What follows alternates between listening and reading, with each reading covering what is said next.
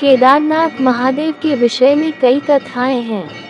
स्कंद पुराण में लिखा है कि एक बार केदार क्षेत्र के विषय में जब पार्वती जी ने शिव से पूछा तब भगवान शिव ने उन्हें बताया कि केदार क्षेत्र उन्हें अत्यंत प्रिय है। वे यहाँ सदा अपने गणों के साथ निवास करते हैं। इस क्षेत्र में वे तब से रहते हैं जब उन्होंने सृष्टि की रचना के लिए ब्रह्मा का रूप धारण किया था। स्कंद पुराण में इस स्थान की महिमा का एक वर्णन ये भी मिलता है कि एक बहेलिया था जिस हिरण का मांस खाना अत्यंत प्रिय था। एक बार यह शिकार की तलाश में केदार क्षेत्र में आया। पूरे दिन भटकने के बाद भी उसे शिकार नहीं मिला। संध्या के समय नारद मुनि इस क्षेत्र में आए तो दूर से बहेलिया उन्हें हिरण समझकर उन पर वान चलाने के लिए तैयार हुआ। जब तक वह वान चलाता सूर्य पूरी तरह डूब गया। अंधेरा होने पर उसने देखा कि एक सर्प मेढक का निगल रहा है।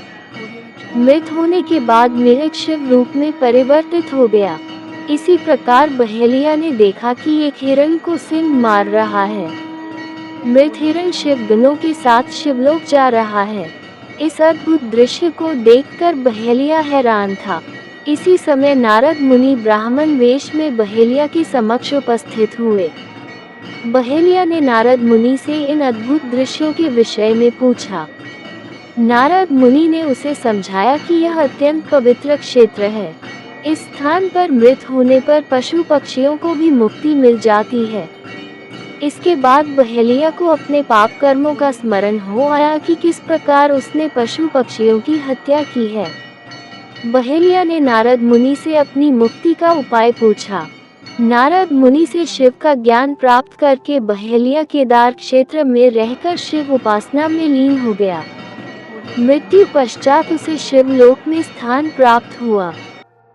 केदारनाथ ज्योतिर्लिंग की कथा। केदारनाथ ज्योतिर्लिंग की कथा के विषय में शिव पुराण में वर्णित है कि नर और नारायण नाम के दो भाइयों ने भगवान शिव की पार्थिव मूर्ति बनाकर उनकी पूजा एवं ध्यान में लगे रहते।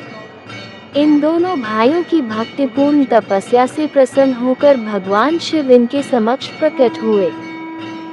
भगवान शिव ने इनसे वरदान मांगने के लिए कहा तो जन कल्याण की भावना से इन्होंने शिव से वरदान मांगा कि वह इस क्षेत्र में जन कल्याण हेतु सदा वर्तमान रहें।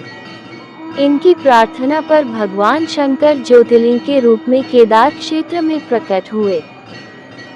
केदारनाथ से जुड़ी पांडवों की कथा। शिव पुराण में लिखा है कि महाभारत के युद्ध के पश्चात पांडवों को इस बात का प्रायश्चित हो रहा था कि उनके हाथों उनके अपने भाई बंधुओं की हत्या हुई है।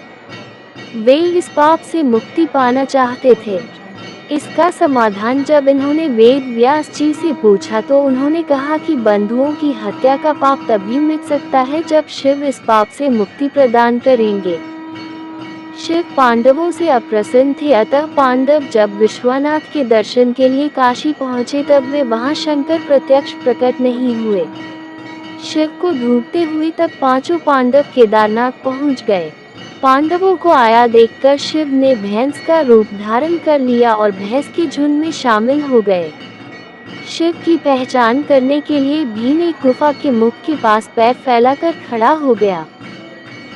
सभी भैंस उनके पैर के बीच से होकर निकलने लगे, लेकिन भैंस बने शिव ने पैर के बीच से जाना स्वीकार नहीं किया। इससे पांडवों ने शिव को पहचान लिया। इसके बाद शिव वहां भूमि में विलीन होने लगे। तब भैंस बने भगवान शंकर को भीम ने पीठ की तरह से पकड़ लिया।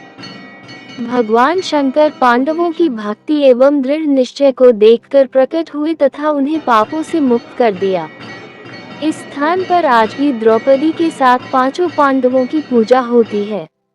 यहाँ शिव की पूजा भैंस के पृष्ठभाग के रूप में तभी से चली आ रही है।